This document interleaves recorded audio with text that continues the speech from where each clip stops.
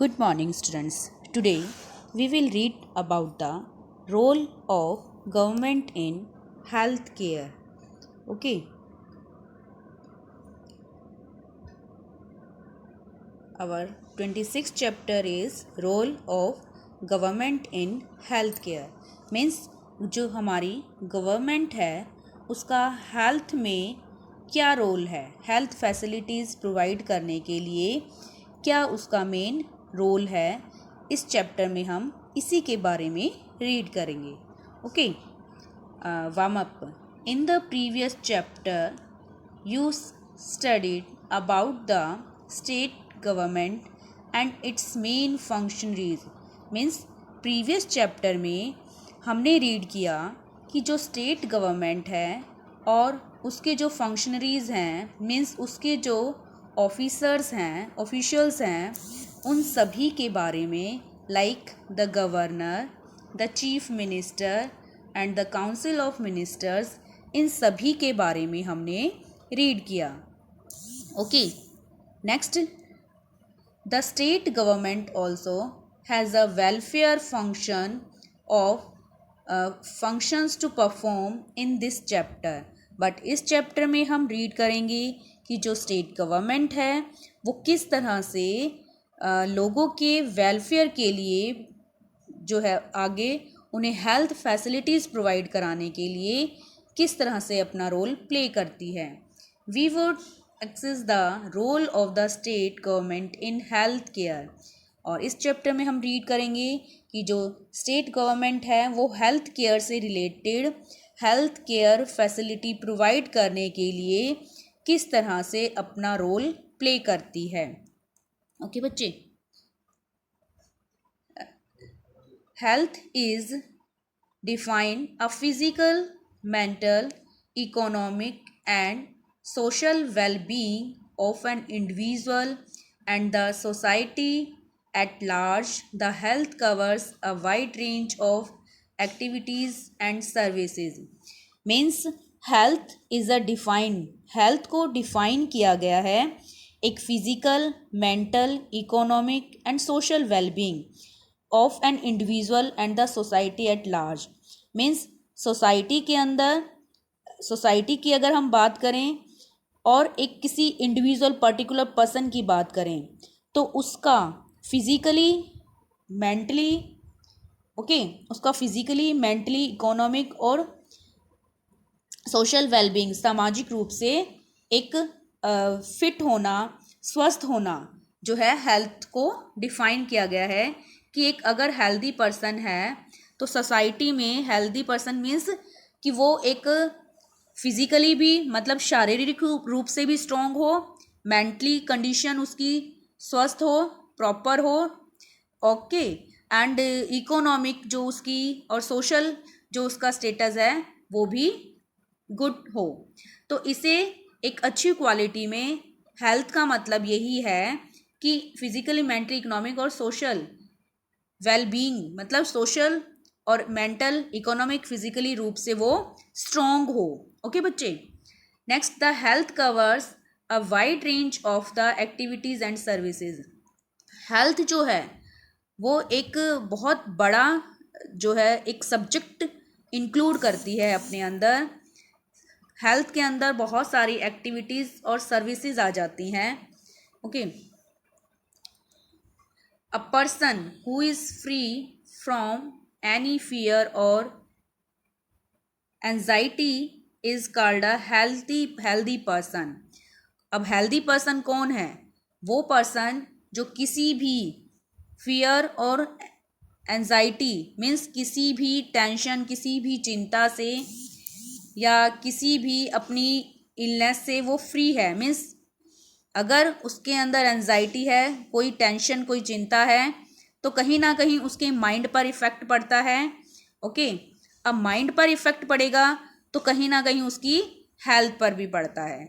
तो एक healthy person वही है जब उसे कोई भी किसी चीज़ का फियर या कोई एंजाइटी ना हो. Okay, WHO defines health. WHO जो है world health organization. WHO means world health organization. उसने डिफाइंस किया कि health as a state of complete physical, mental and social wellbeing. Means health क्या है, किसी भी पर्सन की कंप्लीट, पूरी तरह से उसकी फिजिकल, उसकी मेंटली और उसकी सोशल वेलबींग, मतलब शारीरिक रूप से, मानसिक रूप से और सामाजिक रूप से अगर वो स्वस्थ है तो इट मीन्स वो एक हेल्दी पर्सन है। And not merely N absent of disease और infirmity.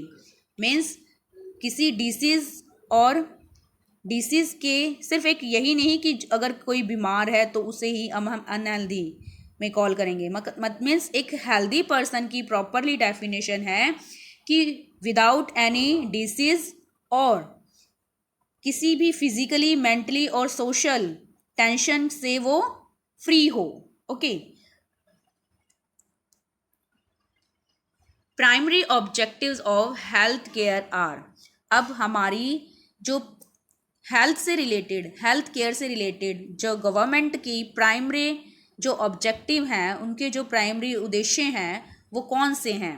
Firstly drug control. Means जो भी ड्रग जो भी नौजवान हैं जो इन ड्रग्स के चक्कर में मतलब आ जाते हैं या गलत चीज़ों को कंज्यूम करने लगते हैं, तो उन सभी चीज़ों को कंट्रोल करना ताकि उनसे उनकी हेल्थ जो है खराब ना हो। Okay. Next, prevention of food adulteration. Adulteration means बेटा मिलावट। मीन्स कई बार क्या होता है, फूड में कुछ ऐसे अनवांटेड चीज़ें मिक्स कर दी जाती हैं जिससे हेल्थ के ऊपर बैड इफेक्ट पड़ता है। तो गवर्नमेंट जो है सबसे पहले तो क्या करती है, ड्रग कंट्रोल करती है। ओके।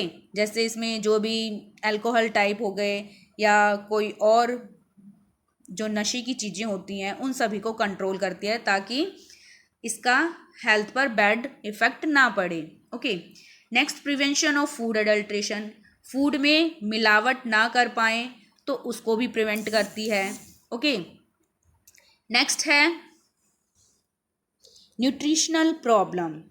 नेक्स्ट है न्यूट्रिशनल प्रॉब्लम्स। मीन्स न्यूट्रिशन होता है कोई भी जो न्यूट्रिशंस होते हैं, पोषक तत्व होते हैं, जो भी फूड हम खाते हैं उसमें उनसे उस फूड से हमें कुछ न्यूट्रिशंस मिलते हैं, पोषण मिलते हैं, पोषक तत्व मिलते हैं। तो अब इसीलिए न्यूट्रिशनल प्रॉब्लम्स जो मतलब पोषण से संबंधित जो समस्याएं होती हैं उन सभी को भी रिमूव करने का वर्क जो है प्राइमरी लेवल पर, मतलब प्राइमरी ऑब्जेक्ट है गवर्नमेंट का हेल्थ केयर प्रोवाइड करने के लिए। फर्स्टली जो उसकी मतलब ऑब्जेक्टिव्स हैं वो ये हैं कि ऐसा जो फूड है सबको मिले जिसमें पोषक तत्व इंक्लूड हों, न्यूट्रिशनल जो भी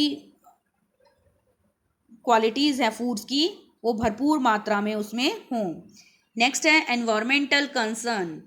एनवायरमेंटल कंसर्न मीन्स हमारे आसपास का जो भी एनवायरमेंट है वो क्लीन हो और अच्छे से, मतलब प्रॉपरली हमारा आसपास का एनवायरमेंट हो जिससे हमारी हेल्थ जो है बिगड़े ना, हमारी हेल्थ पर उसका बैड इफ़ेक्ट ना पड़े। आसपास अगर मान लीजिए हमारी गंदगी होगी तो उस गंदगी से क्या होगा, उसमें जर्म्स क्रिएट हो जाएंगे।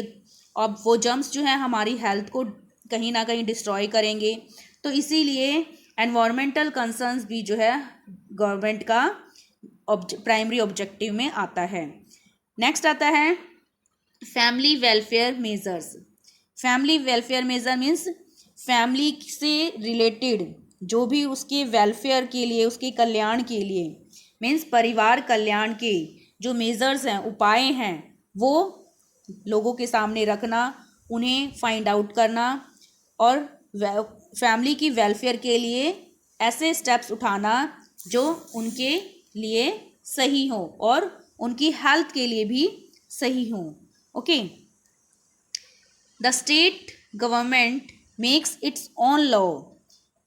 It carries out the process of resource analysis and its allocation through the planning commission. Means जो स्टेट गवर्नमेंट है वो अपने खुद के लॉ बनाती है। ओके, क्यों बनाती है? It carries out the process of resource, ताकि वो अपने उसके पास जो अवेलेबल रिसोर्सेज हैं उनका एनालाइज, मीन्स एक तो स्टेट गवर्नमेंट जो है अपने खुद के लॉ बनाती है ताकि सभी की हेल्थ से रिलेटेड केयर की जा सके।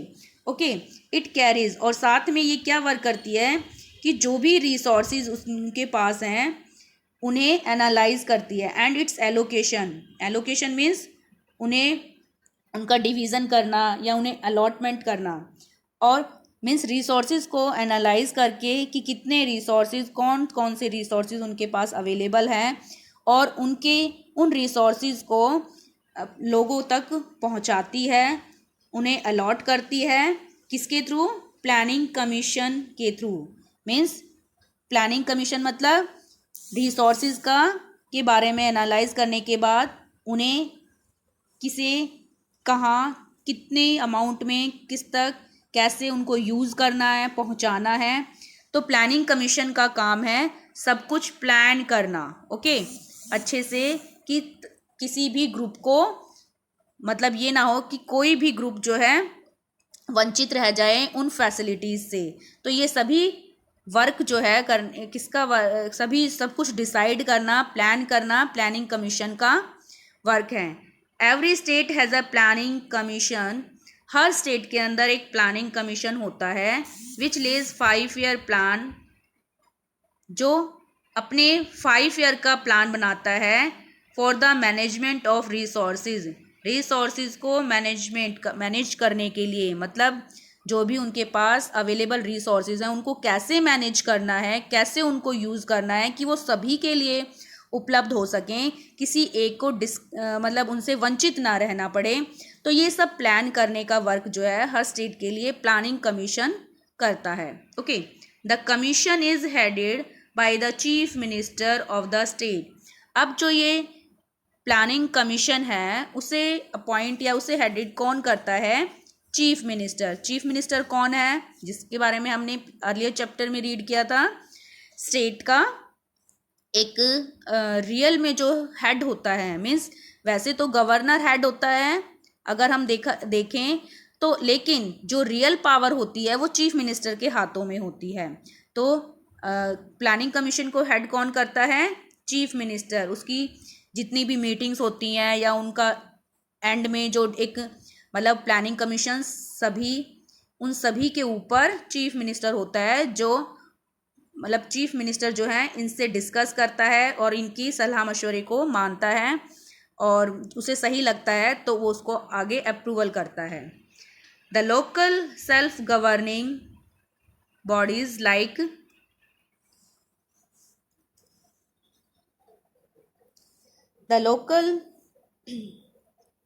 self-governing bodies like panchayats and